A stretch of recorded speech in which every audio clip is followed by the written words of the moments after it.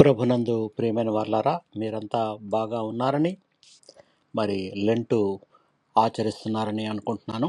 ఈరోజు దేవుడు మనకు చూపిస్తున్న ఒక దీవెన కీర్తనల గ్రంథం 51వ సంకీర్తన 10వ వచనము. దేవా, నా యందు శుద్ధ హృదయము కలుగు చేయుము, నా అంతరంగంలో స్థిరమైన మనస్సును నూతనముగా పుట్టించుము.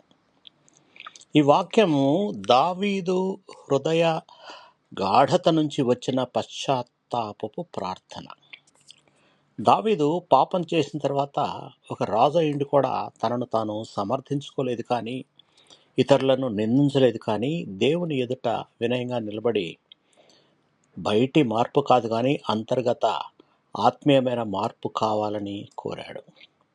మన జీవితాల్లో కూడా చాలాసార్లు తప్పులు జరుగుతుంటాయి, మనం చేస్తుంటాం. అప్పుడు దేవుడు మనను త్రోసిపుచ్చాలని కాదు, మన హృదయాన్ని శుద్ధి చేయాలని కోరుకుంటాడు. శుద్ధ హృదయం అంటే పాపం లేని పరిపూర్ణత కాదు, కానీ దేవుని ఇష్టాన్ని ప్రేమించి తప్పు చేసినప్పుడు ఆయన సన్నిధికి వచ్చి క్షమాపణ కోరుకొని ఆ తప్పుని లేదా ఆ పాపాన్ని వదిలివేసే హృదయం ఉండాలి.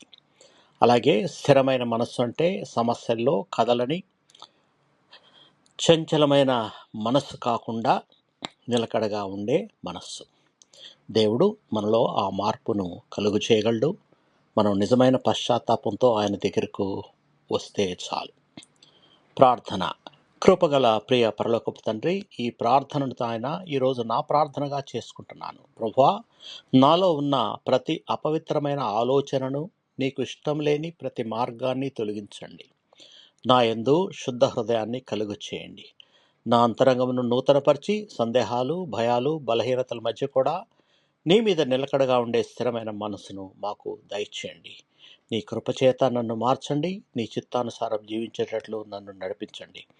యేసు కృపగల నామంలో ప్రార్థించి వేడుకొనుచున్నాము తండ్రి, ఆమేన్.